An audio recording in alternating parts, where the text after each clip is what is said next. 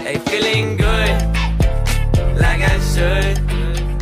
When in dark, I walk around the neighborhood, feeling blessed. Alrighty, let's take a look at homework. A few more problems in this particular homework assignment. I'm wondering if this was at one time a 2-day assignment and I cut it down to one. At any rate, we can get through this fairly quickly. Draw and complete a graph for this rule. All right, so graph for this rule, it's going to have a y-intercept of -2, because that's what is being added on at the end, and it's going to have a growth rate of 3. So we could just plug in the values x is equal to 0 and 1 and 2 and 3 and find the ordered pairs to plot, or we could take a look at our y-intercept, which is at here, -2, and then do a growth triangle where we go, for every one that we go to the right, we go up 3. For every one to the right, we go up 3. And keep in mind how I'm doing my counting sequence here. Every 2 of these is 1. So this is 1/2, so that's 1. So we're not counting the number of lines, we're counting the number of units that is referenced in the x-axis and the number of units that's referenced in the y-axis. So this goes up 3 for every 1 it goes to the right. So does this agree with our table? Yes, it does. We end up hitting 1, 1, 2, 4, and 3, 7. So now the question is, will this point be on the graph? And the way that you find that out is you plug in this value for x and find out if after simplifying the expression you get this value for y. And we do, because 3 times -50 is -150, and -150 minus 2 is -152. So this is absolutely a solution to that equation, and this is a point that is going to be on this graph if we were to extend the graph all the way down to -50 for x and -152 for y. But for obvious reasons, you can see why we don't want to do that, and we don't want to do it here in the table. It's much easier to deal with rules. So rules are great things to work with. Whoever invented them was awesome.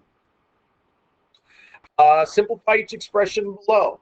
You may use an equation, Matt. Well, you can't. Well, I suppose you could dig into the online book and find something, but you should just be able to do it, right? It says to take the opposite of whatever's on the inside of the parentheses, right? Here, there's no real reason to have the parentheses there because there's nothing being multiplied times there. So that's the same as just saying -5x plus x minus 1. In fact, moving the parentheses to here is associative property, but you don't even need to have those parentheses at all. Just combine them to get your -4x, and then you got the -1 still there.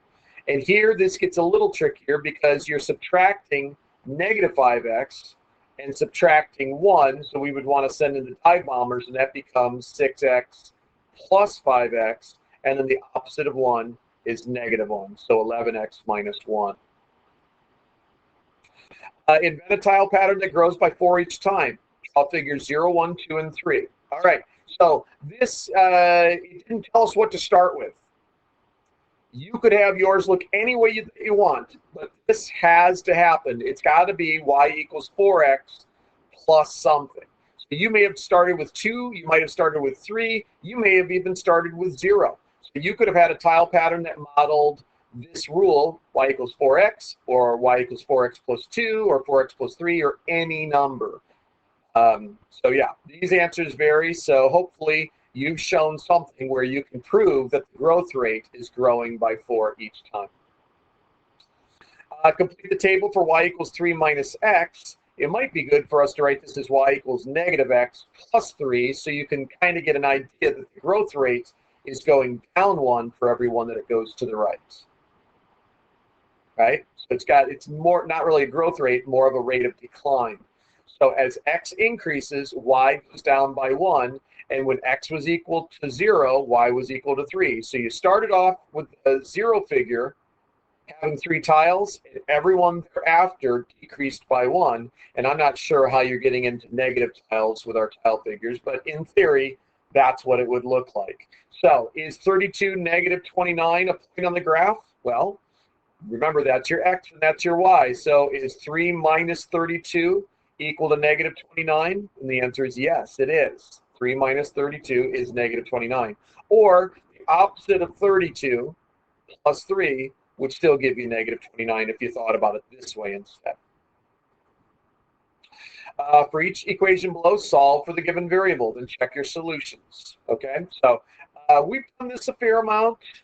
I think you should know the basics of how to combine like terms and simplify and eventually get a solution. But I'm going to work this one out for you because that one looks like it's a little more confusing than the rest because you've got these exponents here. So I'm going to send in the dive bombers and call this the opposite of y squared. And the opposite of 2 is going to be negative 2, right? So the opposite of y squared minus 2 is negative y squared plus 2. And on these, you got your y squared minus 5 minus 2y squared. So if I combine the y squared with 2 negative y squareds, that gives me a negative y squared minus 5 should be equal to negative y squared plus 2. And if I take away, or actually if I add a y squared to each side, that's like taking away a negative y squared, right? Because you're subtracting a negative is the same as adding a positive. You're left with 2 is equal to negative 5, and we know that doesn't work. So that means there's no solution here because there's no way the expression on the left could ever be equal to the expression on the right. No value for y would ever make that happen. So there's no solution. All right, moving on. Solve each equation below for x. These are proportions, right? So you can look for your giant 1. What do you multiply times 4 to give you 8? That would be a 2. So let's multiply the top and the bottom times 2, and that's how you get x is equal to 6. Now there's another way to solve that where you just do your proportional reasoning. So you cross multiply and you get 4x is equal to 24. So then when you divide each side by 4, you get x equals 6. Okay. Here, giant 1, 5 times 8 is 40, so 2 times 8 is 16. Here, the giant 1 isn't going to work as nicely because you got a decimal number. And it's a fairly clean decimal. It's 1.5. But still, maybe it's better to do this. 8x equals 12. The cross products, that's supposed to be a 2 there.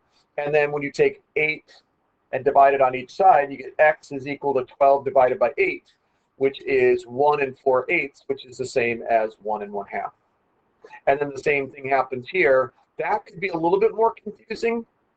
Some people will actually choose to simplify that fraction. Maybe I'll do that. X over 10, and that's 4 over 5. So yes, after simplifying this fraction, now we can find a giant 1 a little easier. 5 times 2 is 10, so 4 times 2 will be 8. If you didn't think to do that, let's cross multiply. And you get 15x is equal to 120. So what is 120 divided by 15? I bet you it's 8. 120 divided by 15 is equal to 8. That is correct. And sketch a graph to match each story below using the axes. All right, so this is time and speed.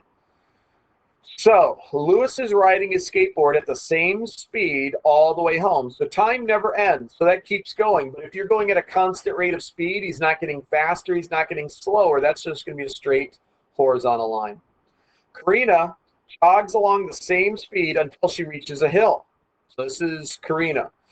Now, you might have done this. A lot of people accidentally think the hill means you're going up, but her rate of speed slows down until eventually she comes to a stop.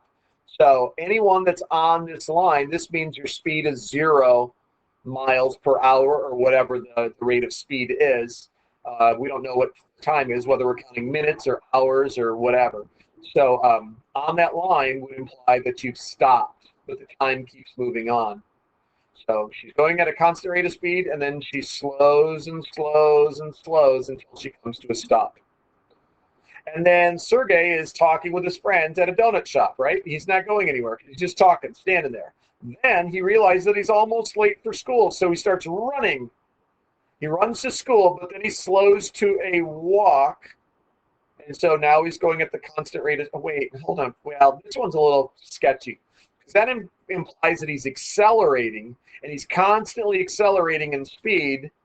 I guess he does that.